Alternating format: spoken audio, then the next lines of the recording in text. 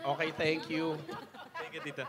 Pahabol na lang para kay Direk, naghumingi akong permiso habol, Direk at saka kay Miss Mel.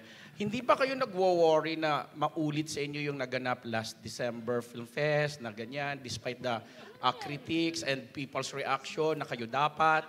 But eventually, na-vindicate kayo kasi you've been reaping awards from different award-giving bodies. Your take? Ako naman kasi you can only hope for the best but not expect for anything. At saka ang importante rin sa akin is to reach a wider audience. So importante na kahit kasi gaano kaganda ng mensahe ng pelikula mo, kung walang manonood, parang sayang. So ako gusto kong maibahagi sa mas malaking audience yung pelikula namin. Because alam kong meron silang mapupulot dito, especially yung dapat mahalin natin ang ating mga magulang at ating pamilya. Every award is a recognition na napakahalaga sa amin. It's an affirmation of us as content creators. Pero ang bigger award really is when we meet people na sabi niya, "Oy, napanood ko yung Family Matters. Nako, tinawagan ko yung tatay ko, na-guilty ako, ganyan." I hope if meron lang mapaalala dito sa movie namin na huwag tayong mahihiya, maging demonstrative sa ating pagmamahal sa nanay. If we have a handful of people, then happy na kami doon. And I just want to mention lang, no, Gorgie, na nakakuha ng 5 awards ang Family Matters sa The Eddies ng Society of Philippine Entertainment Editors. Best Supporting Actress for Nikki Valdez, Best Theme Song, Best Film, Best Screenplay for Tita Mel, and Best Director for Direk Noel Naval. Mamaya bibigyan natin silang chance to may moment give their mamaya. acceptance speech kasi hindi sila nakadalo sa Eddies, di ba? Next naman po from Rose Garcia. Bilisan na natin, 3 na lang to. Ilan na lang? Last 3 questions. Rose, go ahead. Yeah, hello po, good evening. Total marami ng tanong. Ito po ako. Ayan, sige po, tatanungin ko na lang muna ay si Miles. Miles, kasi alam ko gano'n kayo ka-close na mami mo, di ba? Ever seen. So, kapag may mga pinagdadaanan ka, tigadiretsuhan na natin, let's say, sa relationship, breakup, ganyan, paano kanya nasusuportahan? Alam mo, yun po ang magaling sa mga parents, na kahit hindi ka magsabi sa kanila, kahit di ka magsalita at di ka mag-share, nararamdaman nila kung anong nararamdaman mo. And yun yung grateful ako kasi yung pinag-uusapan nga po natin kanina, di ba? Yung family kasi natin, lalo na yung mga teenager, dati nung bata-bata pa ko, parang gusto mong magmadali, gusto kong maging independent. Nakakalimutan mo, ikaw nagmamadali kang tumanda, nakakalimutan mo na sila, tumatanda na rin. So, I am grateful sa mommy ko, sa parents ko actually na kahit kahit wala kayong conversation, pero mararamdaman mo na bigla na lang magte-text ang mama, kamusta ka? Kamusta ka today? So ganun. Ano po yun, parang nasa dugo yun. Hindi mo na kailangan ng communication with them, hindi mo kailangan ng full details. Iti-check ka nila. Kamusta ka na today? I'm good. I'm happy na nandito po ako at kasama ko kayong lahat. Kamusta po kayo? Kumain na po ba kayo dyan? Ganda. Anyway, last na kay Miss Sharon. Miss Sharon. Yeah. Sabi mo nga si Alden, anak na ang turing mo, di ba? Yes. Parang anak na. Nakikita mo rin ba kay Alden yung kung ikaw ang mamimili para sa mga anak mo ng katangian naman ng isang son-in-law? Oh yes! Lahat na kay Alden. Lahat na kay Alden. Kung ganyan na magiging asawa ng kahit sino sa mga anak ko, kahit si Miguel pa. Grabe yung kahit okay lang sa akin. Alam mo naman ako, saan maligaya pa mga anak ko, doon ako. Support lang ako. Wala akong ganyan. No, but kasi kuyang-kuya nila eh. Yung panganay ko naman may buhay ng sarili rin. May honey na rin siya. So, naku, kung pwede lang mag-produce pa ng isa pa para sa'yo, di ba? Kaya lang... Available. Oo eh. May kanya-kanyang buhay sila. So, But oh my God, any mother, I think, would be just so blessed to have this boy as a son-in-law. No, really, from the bottom of my heart. Because he's so responsible. He's like me. He's like me. So he's responsible. He works hard. He knows his priorities. He's God-fearing. He's honest. He's authentic. And look at that face. Okay. Thank you po. Thank you. Thank you. Malapit na po tayo. Richard Paglikawan from Kumagka. Last two, raffle na. Okay. John Bueno po. Hi, Miss Mega. And of course, John Michael Alden. Bueno, sorry pala. Nagulat ako. Well, I just have one question. Ms. Sharon, you gave me good advice the first time that I was able to interview you about my dad. I distinctly remember that. Now, Maricar and Mateo, you've gotten to really do their roles. You know their flaws. Can you tell us what specific flaws they have and what advice would you give your characters as people? The flaws here of Mateo and Maricar. Maricar, I don't know if it's necessarily a flaw, but kind of. Kasi she built her whole world around her son. And her son, the same thing, just also built his world around his mama. Kasi silang dalawa lang. So parang hindi matatawag na flaw, pero kailangan may konting loosening up para magkaroon ng kanya-kanyang buhay. Kasi parang you can't live your life for someone else only. You have to live your life the way you're meant to live it. And I really believe God put each of us here on this earth for a special reason. And we just have to find that gift and then nurture it and then share it with the whole world because that's what we're here for. I don't believe na panganganak ka tapos naghihintay ka lang bored ka sa buhay mo pakamatay ka na lang, di ba?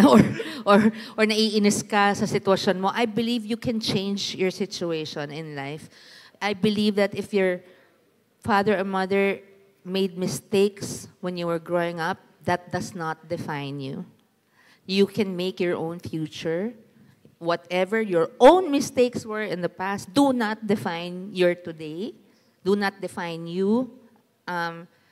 You can always change. You can always reinvent yourself. You can always... So, in this story, parang hindi flaw, pero sumobra lang yata yung sobrang pagmamahal ng mommy sa kanya, which isn't really a bad thing. Kasi okay lang sa kanyang mag-girlfriend naman si Mateo. Okay na lahat. Masakit pero tinatanggap. That's why we're saying, real, parang nangyayari sa totoong buhay. Yung, well, at least in my case, I'm sure in Jackie's case, ganun, I'm sure in Tita Mel's case, ganun, with the kids, parang, di ba, hirap to let go minsan, but you just do it because mahal mo yung anak mo eh. Tapos on the son's part, actually, yung perfect ng son ni Mateo, parang si Alden lang in real life eh. Ganun. So I don't think we focused too much on the flaws. It was more on the... I think there was codependency a little bit. No, nung dalawa. Yun lang siguro. Oo. How about Mateo? Ako siguro, hindi ako yung mag-a-advise sa character ko. Baka ako yung a-advise ni Mateo. Really? Sa end ng... sana growing up, hindi ako nahiya with the love that my mom was showcasing as I grow up na nahihiya ako. Yung alam mo yung mga pakul tayo minsan pag yung mga nanay natin o parang anjahe sa mga kaibigan, sa mga kaklase, sana mas ginaya ko siya. Para at least in a way, kasi ang nangyayari, pag kami lang ng nanay ko, doon ko lang napapakita. Pero pag sa labas na, hindi na. Pakul na tayo, par. So, pero yun nga, parang I think that's one of the attributes ni Mateo na nagustuhan ko. Kaya lang, siguro, ito, kung may i-advise ako sa kanya, huwag siyang torpe.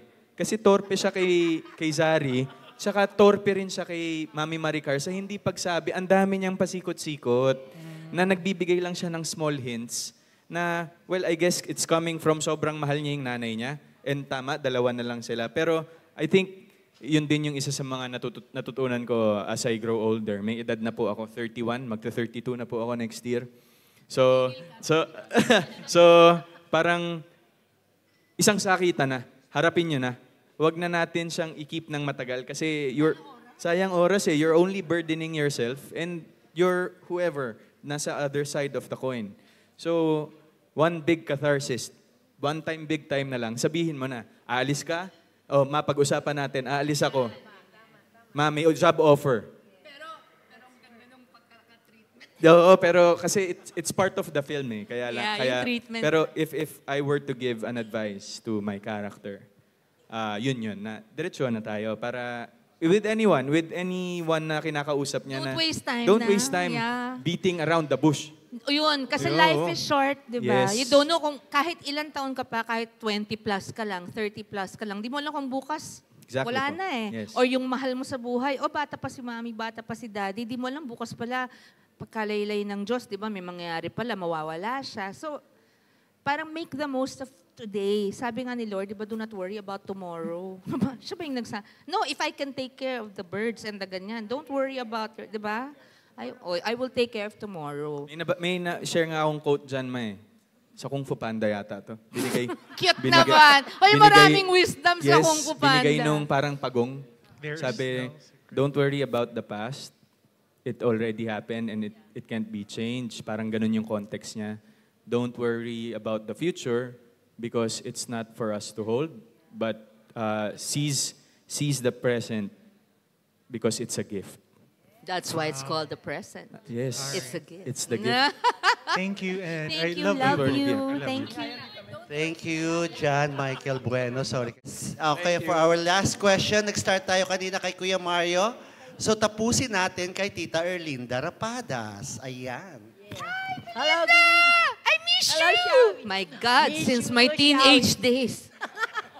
Anak ko, mga veterana na. Xiaoyi. Takang-taka ako siya. Naramdaman ko yung kakaibang aura mo kasi dito sa pelikulang ito. Parang yung The Height of Your Career, heto bumalik ulit. After a long time na hindi ka gumawa, ano ang naramdaman mo rito sa pelikulang ito? Nung gagawin ko to, excited ako, ate. Kasi nga parang na-miss ko yung ganitong klase ng pelikula. Simple pero mapuso. Tapos mag-ina pa. Syempre, mami na ako ngayon. Malalaki na yung mga anak ko.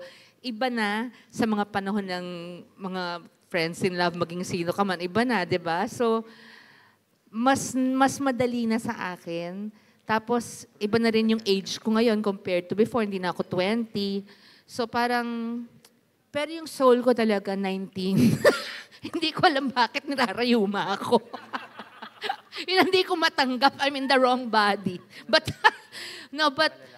sobra ako na-excite kasi muna Tita Mel, pag si Tita Mel ang sumulat, hindi ko na kine-question. I'm so used to her expertise, her masterful hand.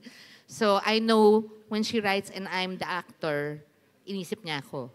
So, or i-adjust niya for me. And then, this one. Sabi ko, Alden Richards, oh my God, yeah, the best choice. And then one by one, then direct. When I entered the workshop, sabi ko, kayo pong magdidirect sa amin. Yes, ko direct, very nice to meet you. Because I'm always, parang it doesn't matter to me kung first-time director like Mark Maley was nung Crying Ladies. Kasi naging baguhan din ako noon eh. Hindi baguhan si direct, I'm talking about in general. Parang, hindi, there are diamonds that you haven't really met yet. So, you want to give yourself, you don't want to deprive yourself of the chance to bump into them. So, si Direk Noel, talaga hulog ng langit. Itong project na to, hulog ng langit. Na mere fact na nabuo ng Cineko ito, Cineko sa akin, gift na ni God. Napaka-amazing na producers.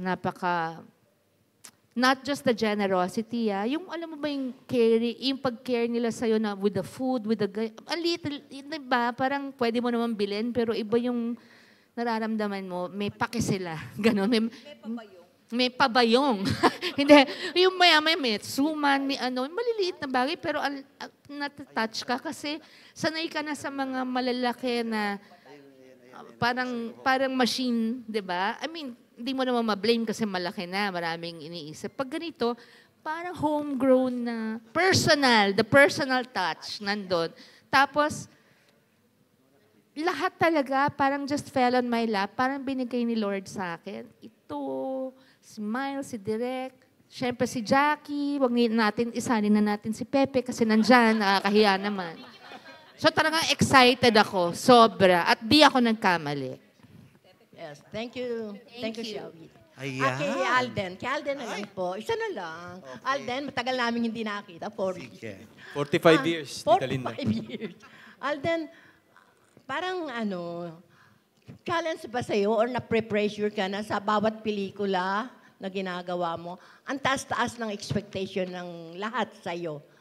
Para bang kailangan maging magaling kang aktor? Tapos ngayon, magpo-produce ka, magdidirect ka. Anong challenge pa talaga ang kaya mo pang gawin dito? Napipressure ka ba sa ganyang expectation sa'yo? Ako po kasi parang buti nga po may nag-expect pa, tita. Kasi kung wala na, medyo mag-isip-isip na ako, baka mag-aaral na ako ulit. Pero kidding aside po, parang expectations has been always part of our careers. Since we entered the industry, all of us here on stage, and kahit din po sa ating mga press people and media people, lahat po tayo may nililive up na expectations and hindi nawawala yun sa araw-araw. Lalabas ka pa lang ng gate ng bahay mo o ng pintuan ng kondo mo, you are up for expectations and judgment. Yes tsaka exactly ma'am. Parang ang pangit naman pag lagi ka lang nasa comfort zone mo, there's no growth, and like what you said, tita, pinapasok ko na po rin yung ibang mga mundo sa likod ng camera. And I think it's about time also kasi yun yung paraan ko para makapag-give back sa industriyang napakabuti sa aming lahat. Na binago po ang buhay naming lahat. So, yes, si Pepe po talagang, ito po yung bossing namin dito Ano bang expectation sa'yo? Pero, it's normal. Pero yun po, parang hindi na po ko talaga nag-iisip ng to live up to that. It's really more of, I just believe. The courage to believe into something that's unsure, and to believe in myself.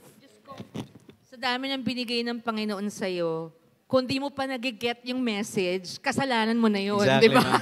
Kung ano ang binigay sa'yo, alagaan mo, di ba? Yes. Dahil, gusto niya itong gawin ko, okay. Tsaka, di ba, parang yun din, parang it's part of our career also. Tayo pong lahat, even the creatives, the writers, the directors, yung kapag hindi ka kinakabahan, siguro po, kabahan ka na. Parang pag hindi nawala na po yung kaba factor sa mga ginagawa natin. Yun ang nakakatakot. May mali na. Complacency is the scariest enemy. Yes, parang medyo mag-isip-isip ka na kung hindi ka na kinakabahan. Baka may mali na sa sarili mo. So, gustong-gusto ko po yung feeling ng kinakabahan. And na-excite po ako at the same time natatakot. So never ever consider yourself as the best because that's the death of an actor. Inuulit-ulit ko po yan. Congrats sa movie. And Thank you, Tita Linda. Thank you, Tita Linda. Gorgie, we're done! Yay! Naku, raffle na! Kami naman kakain na. Salamat. Gorgie, paano ang ating raffle? Paano ba ang ating sistema sa ating raffle? I think... Before that, yung sa Edis. Okay. So before we proceed to the raffle, meron lang tayong special moment na ibibigay sa producers sa ating Cineco Productions and with Direct Noel and Tita Mel because of Family Matters. Dahil sila nga ang nakakuha ng 5 awards from the Eddies ng Society of Philippine Entertainment Editors. May we call on Kuya Eugene Assis, the President of Speed. Kuya Eugene, where are you? With the Vice President. With the Vice President, Tessa. Mauricio Ariola.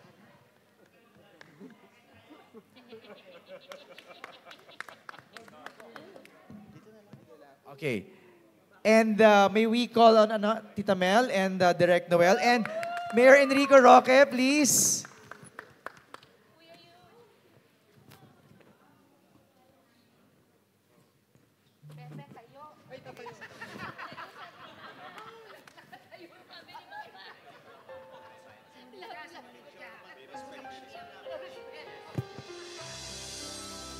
Okay.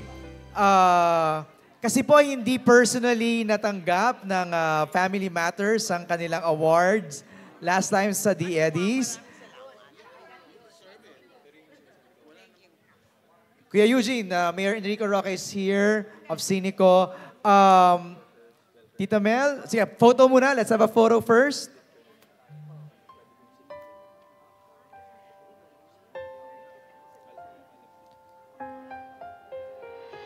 All right, may we hear from Mayor Enrico Roque? Message niyo po. For the 5 awards na nakuha ng Family Matters. Yan, thank you sa inyong lahat.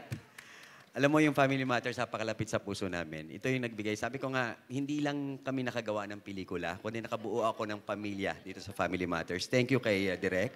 Thank you rin kay Tita Mel. Kasi hindi naman for the first time, pero ito yung katuparan ng pangarap ng Sinico talaga, yung makagawa ng pelikula na kahit taon na ang magdaan at lumipas, nandyan pa rin maaalala.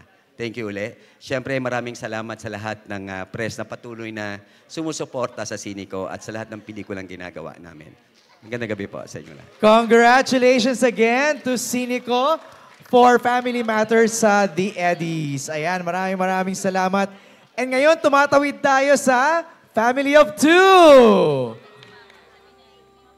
All right, let's ask our cast to invite our...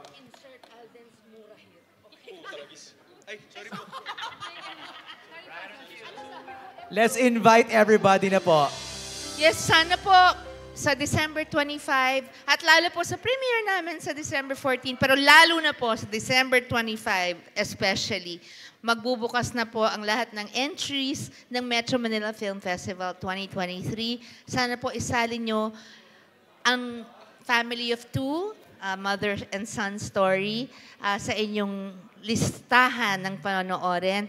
Promise po, tatawa kayo, iiyak ng, alam niyo yung good cry at lalabas kayo ng sinihan, feeling better than when you entered it. So, sana po tangkilikin natin ang pelikulang Pilipino. Hindi lamang pang Family of 2, kundi lahat ng entries na 10. Pwede namang buong Christmas season yan, isa-isa everyday. Napakasaya po. Thank you so much and thank you again, Sinico, for this project. We love you. Alden. Ito yung pelikula na magpapaalala sa atin na huwag natin ikahiya yung pagpapakita ng pagmamahal sa magulang. It will never hurt if someone calls you mama's boy, mama's girl, daddy's boy, daddy's girl. But it's basically about a mother's love to her children. So with this film, this is a reminder to, for children and parents to always remember the reason why the Lord brought you together in this lifetime. This is the movie to remind all of us, that film, about that feeling and that why we are here, sino ba ang naghirap, at ano ba yung mga nakakalimutan na natin gawin sa mga magulang natin in terms of showing them love and care. Sometimes hindi yun pera eh.